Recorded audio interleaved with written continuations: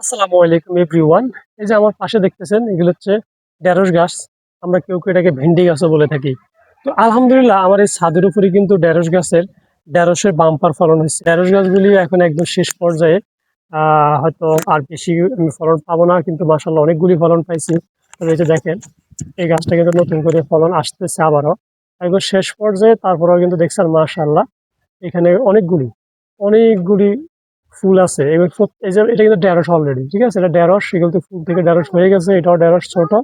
এখান থেকে মাশাআল্লাহ আমি আরো অনেকগুলি ঢেঁড়স এটা থেকে পাবো। আর এটা একদম কিন্তু দেখেন গাছে কিন্তু কোনো পাতা নাই, সব ঝরে গেছে, পাশে গাছটা মরে গেছে। দীর্ঘদিন ধরে কিন্তু আলহামদুলিল্লাহ ঢেঁড়স খাচ্ছি। আপনাদেরকে ভিডিও দিব ভাবে আসলে সময়ের জন্য করতে পারতেছিলাম না। এছাড়া দেখেন আমার এই যে এখানে মাশাআল্লাহ এই যে একটা ঢেঁড়স ধরে আছে, এটা একদম কচি ঢেঁড়স। এর পাশে এই যে এই গাছটা কিন্তু মরে যেতেছে। এই যে এইখানে এই যে একটা ঢেঁড়স, এখানে আরেকটা ঢেঁড়স, এই যে এই গাছগুলি, এগুলোতে কিন্তু প্রচুর পরিমাণ ঢেঁড়স ছিল। তবে এখন নতুন করে আবার ধরতেছে। আমি এই 2 দিন আগে ঢেঁড়স তুলে নিয়ে গেছি, তো যে কারণে এখন খুব বেশি ঢেঁড়স এখানে আর নাই। হ্যালো, এই যে দেখেন মাশাআল্লাহ অনেকগুলো ঢেঁড়স ধরে আছে। তারপরে ওই যে উপরে যে ঢেঁড়সটা দেখতেছেন এটা বড় হয়ে গেছে, এটা আমি বীজের জন্য রেখে দিছি। হ্যাঁ, এইগুলি হাইব্রিড গাছ, হাইব্রিড ঢেঁড়সের গোটা আমি বেশি না 20 টাকার গোটা আনছিলাম, প্রচুর গোটা, আমাকে অনেকগুলি গোটা দিছিল। আমি এর মধ্যে থেকে অল্প কিছু গোটা এখানে লাগাইছি। এতে কিন্তু আমি আলহামদুলিল্লাহ এই গাছগুলো যতটা বীজ লাগাইছি সবগুলি হয়েছে।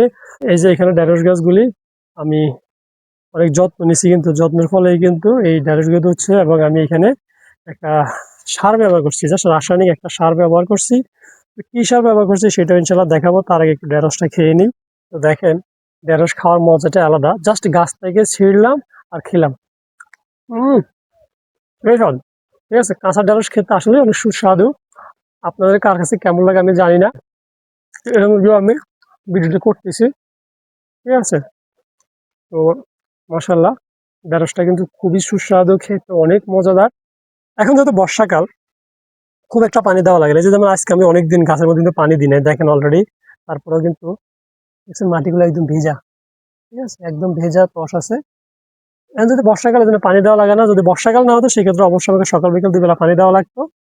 ঠিক আছে, আর হচ্ছে আমি এগুলিতে শুধুমাত্র একটা রাসায়নিক সার আছে ড্যাপ সার, আমি শুধুমাত্র ড্যাপ সারটা ব্যবহার করছি মাঝে মধ্যে। আর সবসময় না, আমি মনে হয় এই একদম আজকে তো অনেকদিন হয়ে গেছে ঢেঁড়সের গাছগুলো রোপণ করছি, তার মনে হয় আমি 2 বার সম্ভবত ড্যাপ সার ব্যবহার করছিলাম। আমি প্রয়োজন মতো, আমি যখন মনে হয়েছে দেওয়ার দরকার তখন দিছি।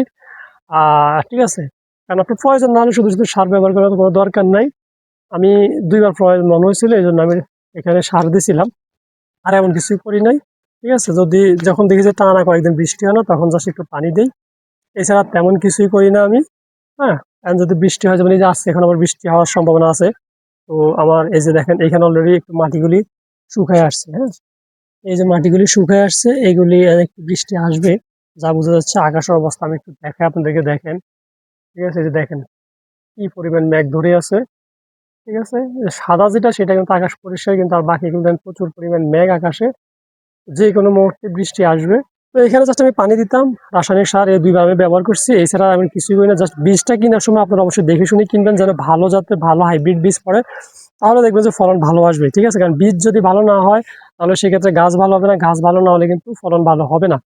আমার এই ভিডিওটা করা যাচ্ছে আপনাদের কিন্তু উৎসাহ দেওয়া। আপনারা অবশ্যই চেষ্টা করবেন আপনাদের বাড়ির আনাচে কানাচে যে ওয়েস্টে জায়গাগুলি পড়ে থাকবে বা বাড়ির আঙ্গিনায়, আপনারা অবশ্যই এরকম ঢেঁড়সের বীজ রোপণ করবেন। শুধু ঢেঁড়স না, আপনারা যে কোনো সবজি চাষ করবেন। এখন প্রচুর পরিমাণ সবজির যে দাম, এই জন্য আপনারা চেষ্টা করবেন অবশ্যই নিজেরা সবজি উৎপাদন করার জন্য। সবজি উৎপাদন করে নিজের ফ্যামিলির সবজির চাহিদা পূরণ করবেন, পাশাপাশি অতিরিক্ত সবজিটা বিক্রি করে কিছু টাকা বাড়তি আয় করতে পারবেন ঘরে বসেই কিন্তু।